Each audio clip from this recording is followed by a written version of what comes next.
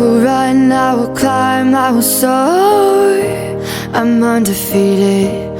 Oh, jumping out of my skin, pull the. चटोरी बीवी। अरे ये क्या बात हुई?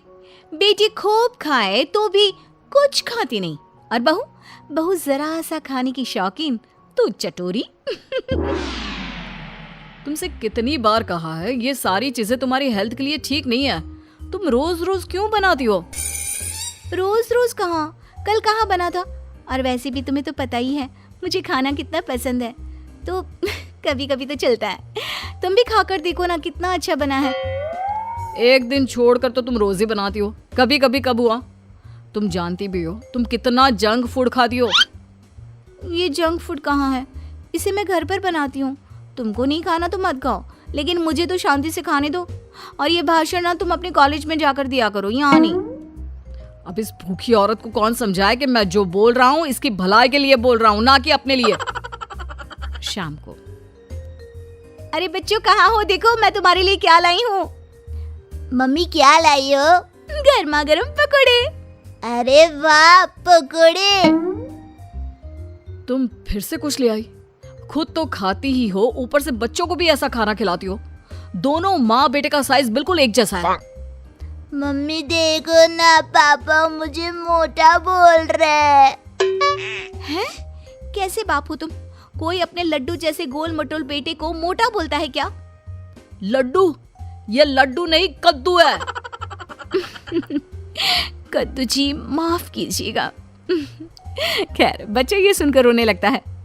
देखो रुला दिया ना मेरे लड्डू को, बेचारा। ले लड्डू तू ये पकोड़े खा, हाँ इनको रहने दे, ये ऐसे ही है टेढ़े। शाम को सुरेश के माँ बाप घर आते हैं। ये इतना सारा खाना तूने किसके लिए बनाया हुआ है बहू? माँ जी ये सब खाना हमारे लिए ही है, आप लोग बड़े दिनों बाद हमसे मिलने आए हैं ना, इतना तो बनता है माँ जी। माँ ये जो बोल रही है ना आपके लिए, वो आपके लिए नहीं है, उसने खुद के लिए बनाया है। माँ जी आप ना इनकी बातों पर ज्यादा ध्यान मत दीजिए, इनकी तो आदत ही है मजाक करने की। आप खाना खाइए ना। बहू खाना तो बहुत अच्छा बना है, एकदम चटपटा। लेकिन हमारी उम्र में लोग चटपटे से ज्यादा सादा भोजन खाना पसंद करते हैं। ये सही बोल रहे हैं। वो क्या है ना बहू, हम लोगों की उम्र में ऐसा खाना पचने में बहुत टाइम लगता है, नहीं तो ऐसा खाना कौन ना खाना चाहे। तो माँ जी खाइए ना, एक दिन सबको जाना ही है, तो खाकर क्यों ना जाया जाए। अरे ये तुम क्या बोल रही हो, होश में तो हो। अरे एक दिन सबको जाना है तो क्या सड़क में गाड़ी के नीचे लेट जाए? लगता है खाना तीखा बनाते बनाते बहू की जुबान भी बहुत तीखी हो गई है।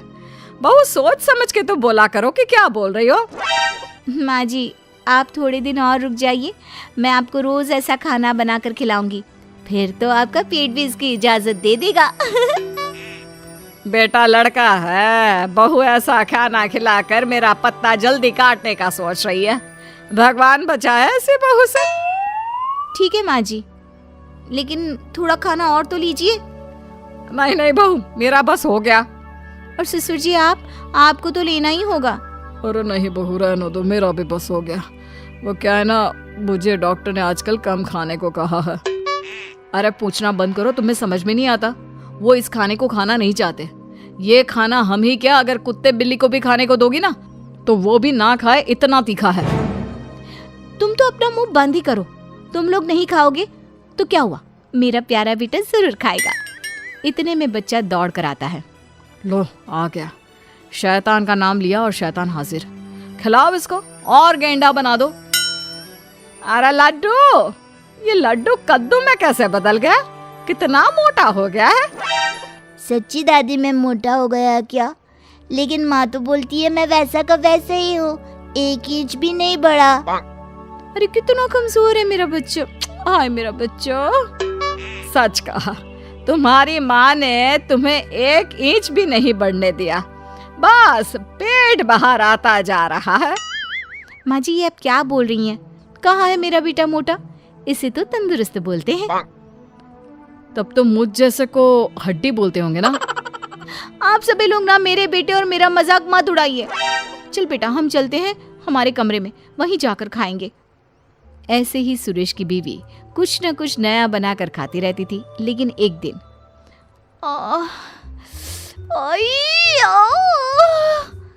क्या हुआ? क्यों नाटक कर रही हो? अगर तुम मेरा ध्यान अपनी तरफ खींचने के लिए ये सब कर रही हो तो। नहीं जी, मुझे सच्ची में बहुत दर्द हो रहा है, इतना दर्द जैसे पेट में आग लग गई हो। क्या सच्ची में? क्या खाया था? आग पेट में लग गई? कैसे? मैं दर्द से परेशान हूँ और आपको मजाक लग रहा है। मैं ये दर्द नहीं सह पाऊंगी, मुझे डॉक्टर के पास ले चलिए प्लीज। पागल, डॉक्टर के पास नहीं, तुझे तो किसी खाने के ठेले में खड़ा कर देते हैं। क्यों? वहीं जाकर तुम ठीक हो जाओगी। सुरेश अपनी बीवी को पास के हॉस्पिटल ले जाता है और उसे दिखाता है। डॉक्टर जी क्या हुआ है? मेरी बीवी को ऐसा क्यों लगता है जैसे उसके पेट में आग लगी है? कहीं ये। पति डर सा जाता है, लेकिन तभी अरे नहीं नहीं, कुछ नहीं। वो क्या है ना, लगता है आपकी बीवी कुछ ज़्यादा ही तीखा खाना खाती है। अब आजकल की औरतें कहाँ ऐसा खाना खाती हैं, लेकिन अब इसी के कारण इनके पेट में इन्फेक्शन हो गया है। अच्छा, तो डॉक्टर ये इन्फेक्शन सही कैसे होगा? ये तो तीखा खाना छोड़ ही नहीं सकती। नहीं छोड़ सकती तो क्या होता है? अरे भैया, इनको तीखा और बाहर का खाना बंद करना ही होगा, नहीं तो ये इन्फेक्शन फैल गया तो अच्छा नहीं है। इसका ऑपरेशन करना पड़ेगा।